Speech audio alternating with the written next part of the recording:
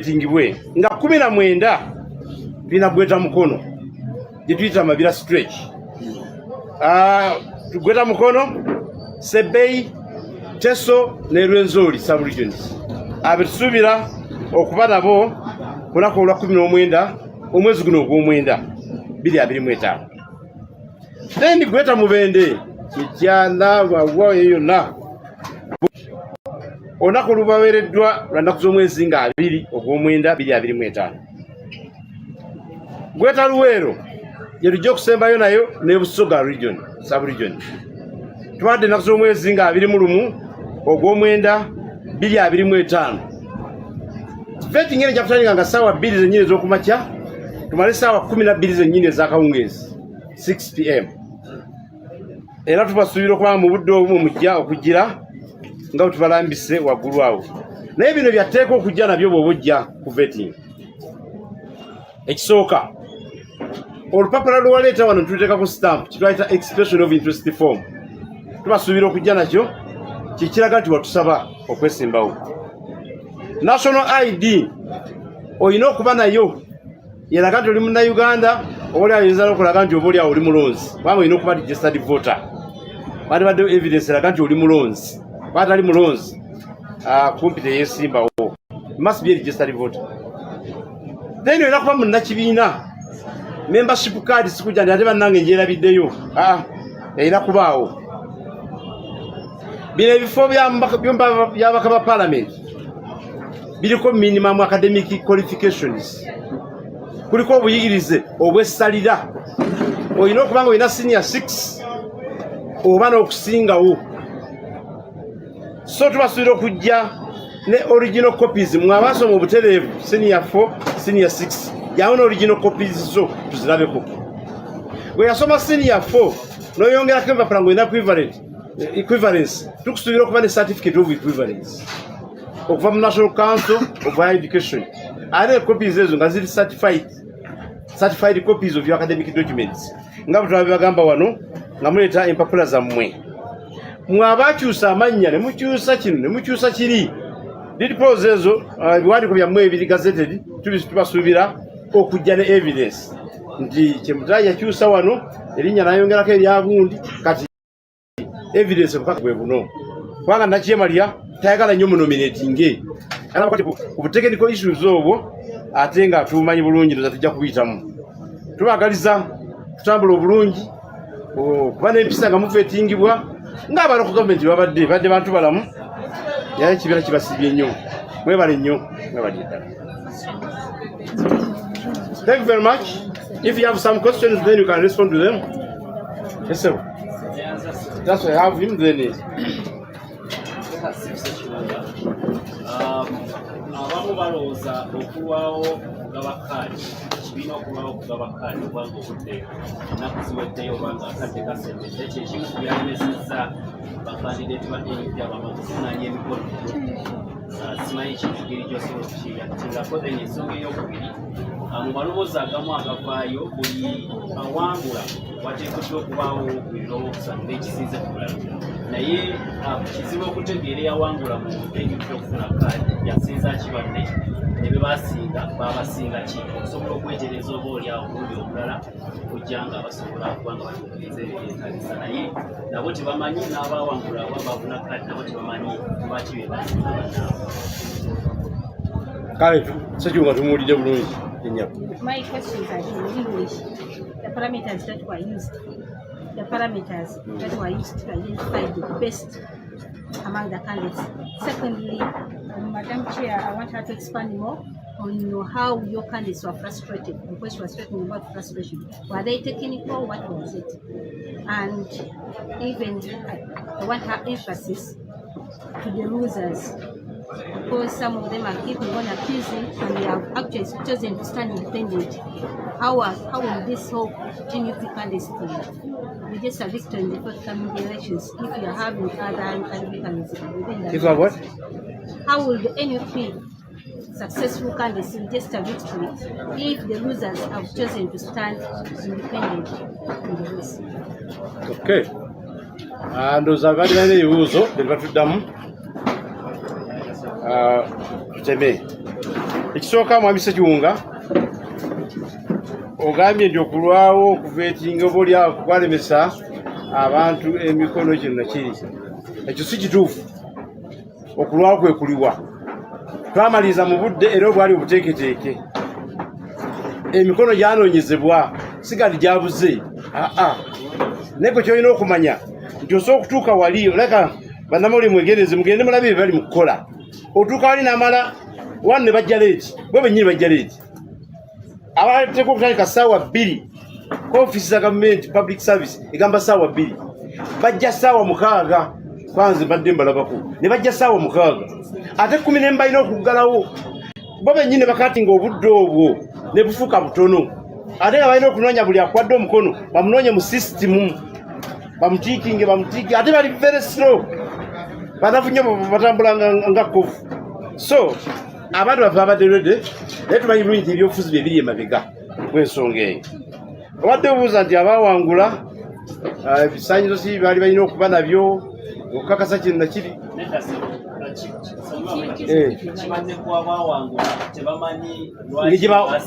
lwaki bawangula nedda ssebo Ssekiwunga buli yawangula amanyi lwaki yawangula kyogamba lwetudekesi notamanya nti nabika mpisi obangudde kujja nga tiwosomako ssebo buli yawangula amanyi bulungi lwaki yawangula naye twayitawo kanziremu ekyomukyalo twakozesa vetting process gye mulaba eya EMC.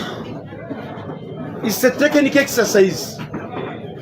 Banji bagiyita banji bagigwa era bamwaba bulyanga mumwerabidde oli afulumaga naga baneze engudde baneze mundeke engudde naye makize kazoga nti bamanyi ate naga nti nabika mpisi kati yali paper 1 twagenda mu field twafuna farms ezenjawulo experts abenjawulo ne baleeta popularity levels z'abakanyisi baffe kati wali muyitirivu yali paper 2 netugenda ku paper 3 kanozeni mwanya yali akyamalendo zabagimanya abakulembeze baffe ab'ekibiina bayitibwa mu Uganda yonna okuwa assessment round yali paper 3 and it was a practical paper.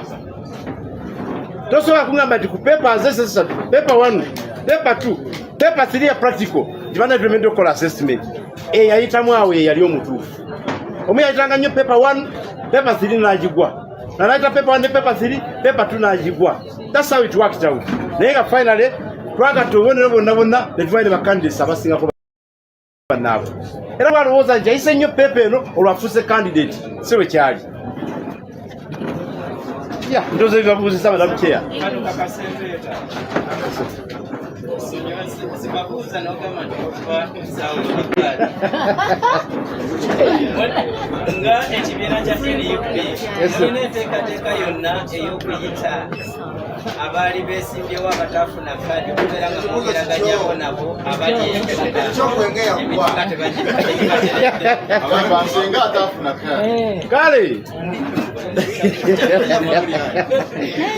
banyabale basemu ebi enkola ya National Unity Platform teyina mbaana na byana kyekisookera ddala.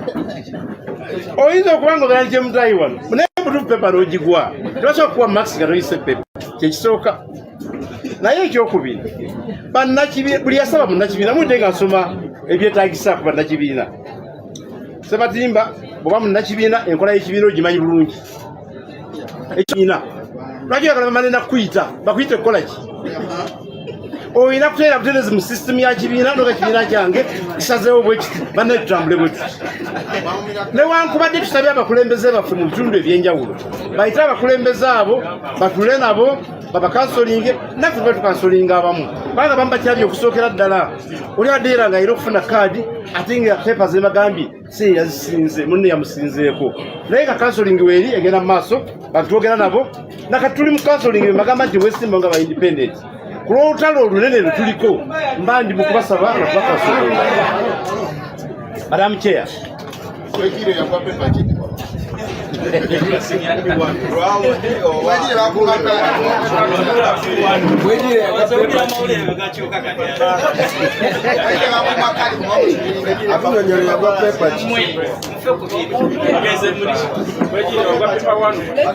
to the lady who asked about the parameters. Yes. He has actually said it in Uganda already.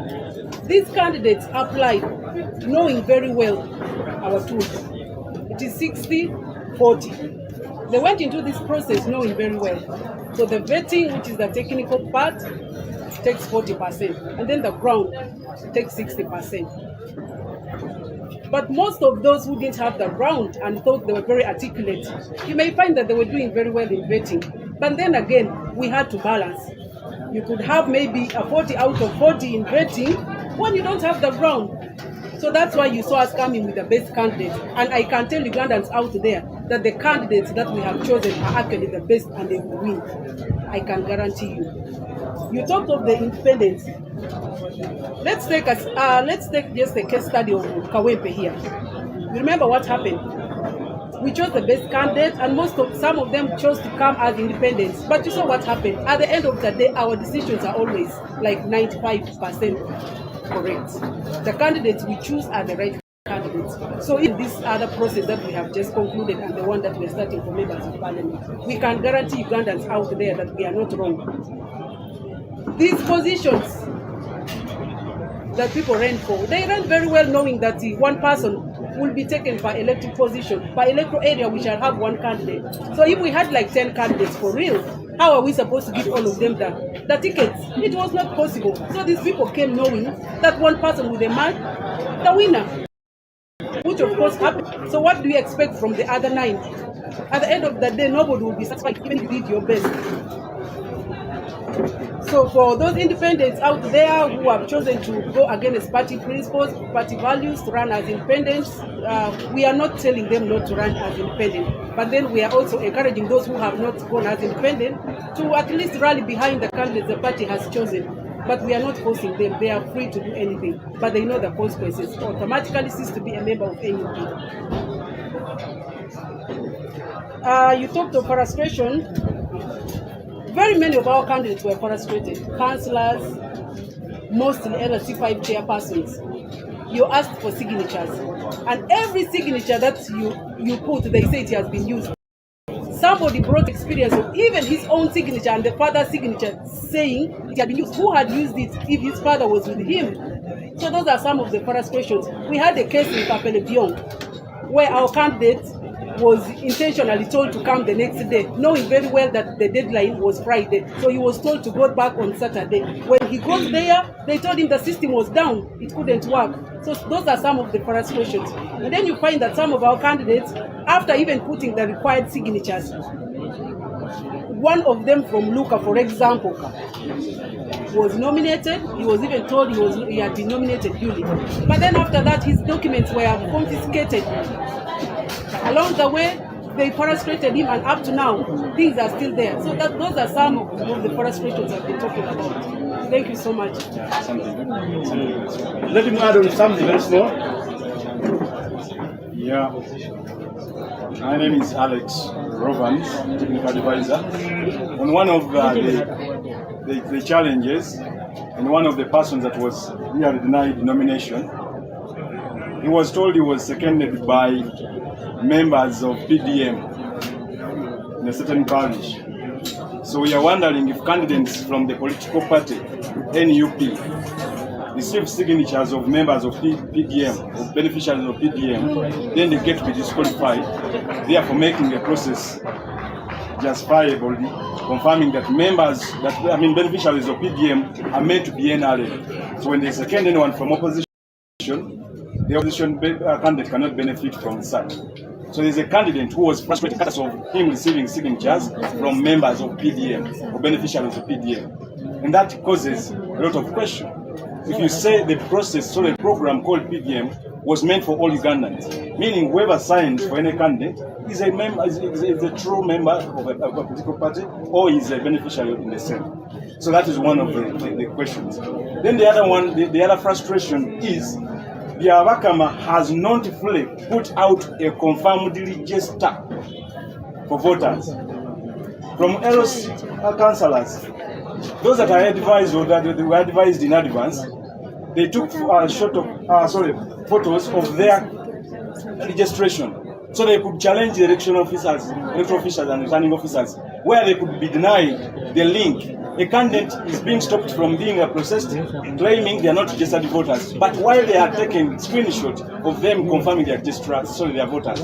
So there was a connivance between the system, returning officers, in terms of frustrating the candidates. That means we need to have a confirmed voters register where everyone confirms I'm a member, I'm a registered voter, so I get the process in the process than playing ping pong. The other point is about the receipts. Abantu abakyewandiisa bakansala ba LOC batandise okuwandiisa olwaleero bagenza okwesanga bagenda okutuuka ku position ku table z'abaturning officer nga bagamba muddeyo gye mwakolera PRN payment registration stamps receipts babastampingireko. Meanwhile baba bayinga obudde bwoddira enansana gyebakolera gyewandiretinga PRN olekodde ewakiso obudde buba bugenda otuukayo ng'olwedde bamukubidde essimu yalina okustampingako nti va mu office tusindise omuntu yajjewo afune stamp n'obeera mu process bw'ozunga wakati awo ng'onoonya kustampingira n'abula. So kituencouraging abakulembeze abakyanominatinga bw'omala n'ofuna payment slip gy'olina okutwala ku electoral commission sala amagezi ngo yagikuwadde ku division astampingako kubanga guli muzannyo wakati wa electoral commission ne bana bali ku divisions abalina okuwa PRN nti temustampingira tujja mukomyawo agaane okunominatinga. So those frustrations cause a lot of anxiety ku bakulembeze bafe abakutte flag balowooza fe tukoze kimala b'okuyambirwa. Ekisembayo funyeko abakuba amasimu from state operatives nga mutukanga mbuno twajja abantu bamekupe lol ne tubaweereza abantu abapya kamukigwemu nammwe because tubale tubamanyi nti mukola nabo baba baluzinze kaadi mukakane muno meeting abantu bafa abatuufu. To them they think threatening us kigenda kutuyamba okukigenda kutukakkanya okweta abantu abatuufu. No, we are not going to be threatened. Bembadde mbakosanga bali ku payroll zammwe bakola mizannyo gyammwe mutaweereza bavuddeko abantu abapya bazze mbanominating. Now there is what we call abantu abarisigninga ku level gye tuddako abarisigninga n'oleka omulimu kumukozi abadde akozesa nga tofunanga bbaluwa ekonfirming nti yakukkiriza okuresigninga kigenda tukola bubi oyinza okutabeera process to level ekolaki eddako jangu ne bbaluwa ekonfirming nti waresigninga because the electoral commission yekase ne government tebannabakuwa bbaluwa okkiriza nti waresigninga oba bakuta bakulinze tufuule candidate bagambe ukyali mukozi wa government tubasaba mufune amabaluwa ago mujje nago baba tenakuba gikuwa kikiseera omugambe jimpe sobola kubanga wegenda kunfula candidate paka nga nkoze eki nga nfunye ebbaluwa esembeyo ddala tubakandesa bakyali kunominatinga mu government signatures z'abakulembeze baffe ba registrars abalina bastampingira twaziweereza electoral commission ne buli kanaku olukya tubadde tuwulira batugamba nti sigini kyeno neno tenabaziverify nga tetuzimanyi obuseera ebimu biba returning officer kuzannya muzannyo okulaba nti banyiiza ono aze okwewandiisa naye sigini kyazaabaregistrar baffe 353 zaweerezebwa mu electoral commission with the mandate who signs for who. Secretary General asayiningira bakansalazi n'abakulembeze ba Kampala, Deputy Secretary asayiningira bakansalazi n'abakulembeze ba Wakiso, then ba registrars banominating basayiningira abakulembeze bonna mu bitundu byabwe gye bali mandate twagiweze to commission. So olw'okuba omutendera ogusigadde ogwa local government kuliko abakulembeze bangi tugenda kufuna ebizibu bingi naye tulowooza nti abantu baffe babeere bakakamu tuyambagana ffenna okulaba nga bitambulira wamu. Abeesimbyewo nga ba independents nabo ndowooza bakitegeere nti ebifo eri gye bagenda okwesimba tebyafuuse bingi olw'okuba amaze okuluzinga eno mu pati byasigadde bikyali kyekimu mu Kampala bikyali 263 mwena muba nga mugenze 10 era temugenda kuyetinga bifo bipya gye mugenda kuwangula nti mugende mu kanso kubanga kiringa bagamba nti ffe twagendezza ebifo ebyo netuganye okubasindikamu byasigadde 263 mu Kampala abaasaba baani 12,000 mu kibiina wano so babanga twabadde tunoonya abantu 263 nga twabafunye ne tubaweereza to commission bwena bwesimbawo nga independent era togenda kuyetinga kipya kifo kyogenda kukola ki gendamu wabula okuliyetinga room confusion NRM n'ebibiina ebirala bikola n'abandi bemulowooza nti muli mu kusuula bagenda badikiralinga so temukisuubira nti munamala okuwangula nga ba independence mugambe mumwali abatuufu mujja kuba mukolaganye na state okulemeresa aba NUP okuwangula obubaka mbadde njagala okwongerako so twagala beebaza nnyo bene basebo Adamawuli mwebale nnyo ebbanga lyonna tubadde nammwe we are grateful indeed. Thank you very much.